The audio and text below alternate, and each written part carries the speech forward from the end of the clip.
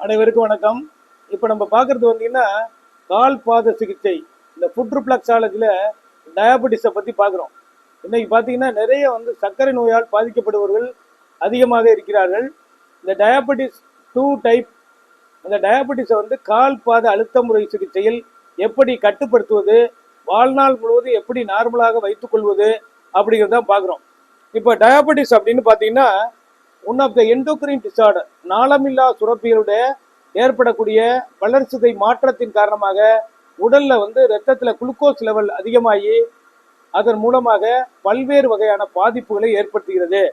இதை எப்படி கால்பாத சிகிச்சை கட்டுப்படுத்துவது என்றால், இப்போ பார்த்தோம்னா pituitary gland and pineal gland, thyroid, parathyroid, thymus gland, adrenal gland, prostate gland, இப்போ 7 நாளமில்லா சுரப்பிகள். இந்த 7 நலமில்லா சுரப்பிகளும் இணைந்து செயல்படும் போது உடலில் பல்வேறு வகையான ஹார்மோன்களை சமநிலைப்படுத்துவதற்கு இவைகள் தேவைப்படுகிறது. இந்த சுரப்பிகளுடைய செயல்பாடுகள் இல்லை, டயாபெட்டிஸ் என்று சொல்லக்கூடிய முக்கியமாக வர்றது இந்த கணையம் என்று சொல்லக்கூடிய பேங்க்ரியாஸ் இன்சுலினை ப்ரொடக்ட் பண்ணி இரத்தத்தில் உள்ள அதிகப்படியான சர்க்கரை அளவை நார்மல் பண்ணுவதற்கு இயற்கையாக நம் உடலிலே சுரப்பது தான் இன்சுலின்.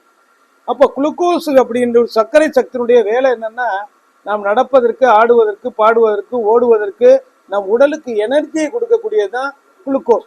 நம்ம உடலுக்கு சக்தி எங்கேருந்து வருகிறது என்றன்னா, ரத்தத்தில் உள்ள சர்க்கரையின் அளவு தான் நமக்கு குளுக்கோஸ் தான் நமக்கு எனர்ஜியை கொடுக்குது. அப்போ ஒவ்வொரு நொடியும் நம்முடைய பிரெயினுக்கு எப்போதும் குளுக்கோஸ் லெவல் இருந்து கொண்டே இருக்கணும். இப்போ உடலில் குளுக்கோஸ் லெவல் குறைவு ஏற்படும் போது மயக்க நிலை ஏற்படுகிறது, சோர்வு ஏற்படுகிறது, பல்வேறு பாதிப்புகள் உடல்ல ஏற்படுகிறது.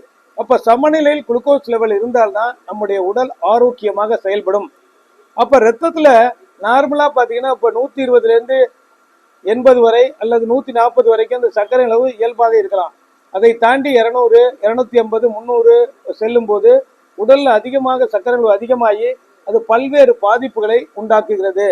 ஒரு பக்கம் நம்ம கால் பாதங்கள்ல பாத்தீங்கன்னா இந்த pituitary gland, pineal gland, thyroid, parathyroid, pancreas, adrenal gland, அதுபோல லிவர் பாயிண்ட், ஸ்பிளீன் மண்ணீரல் பாயிண்ட், லிம் கிளாண்ட் பாயிண்ட், இவைகளில் முறையாக அழுத்தம் கொடுத்து தூண்டுவதன் மூலம் இரத்தத்தில் உள்ள சர்க்கரை அளவை கட்டுப்படுத்தி பாட்டில் வைத்துக்கொள்ள நமக்கு ஃபுட் ரிஃப்ளெக்ஸாலஜி 100% நமக்கு உதவுது. அதோடு மட்டுமல்லாமல் இந்த சர்க்கரை நோயால் பாதிக்கப்பட்டவர்களுக்கு பார்த்தீங்கன்னா கால் பாத எரிச்சல், கால் பாத மரப்புத்தன்மை, கால் பாதத்தில் உணர்வற்ற நிலை, இதெல்லாம் நாளடைவில் ஏற்பட்டு பல்வேறு துன்பங்களை ஏற்படுத்தக்கூடிய வகையில் அமைந்து வருகிறது. அதனால என்ன பார்த்தீங்கன்னா நியூரோபதி அப்படிங்கிற பாதிப்பு ஏற்படுது. நரம்புகள், அதாவது சின்ன சின்ன நரம்புகள் கால் பாதங்கள்ல அதிகமாக நரம்பு இணைப்புகள் அதிகமாக உள்ளது. இவைகள் தகவல்களை உடனுக்குடன் மூளைக்கு எடுத்து செல்லக்கூடிய அந்த நரம்பு மண்டலங்கள்.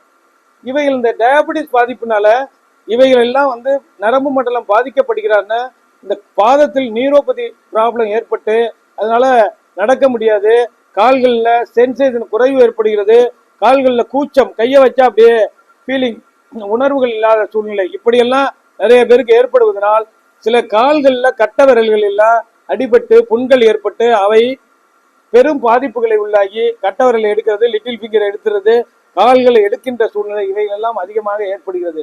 ஆக இந்த ரிஃப்ளெக்ஸாலஜிஸ்டம் சர்க்கரை நோயை கட்டுப்படுத்த எப்படி பயன்படுகிறது என்றால், நம் உடலில் இருக்கக்கூடிய 10 உறுப்புகள், 7 நாளமில்லா சுரப்பிகள், அதே போல தசை மண்டலம், நரம்பு பலம், பிளட் வெசல்ஸ் மண்டலம், லிம் கிளாண்ட் ஆகிய புள்ளிகள் கால் பாதங்களில் இயற்கையாகவே அமைந்துள்ளது.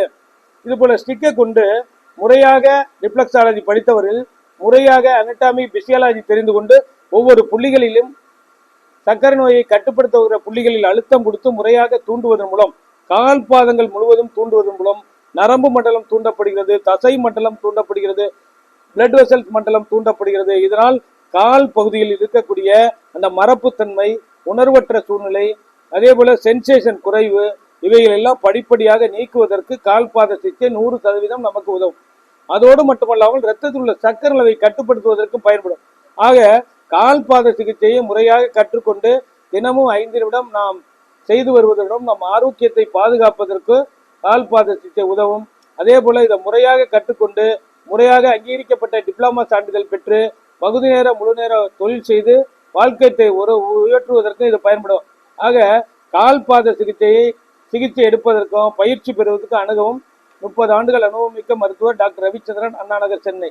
9444641062. நன்றி, வணக்கம்.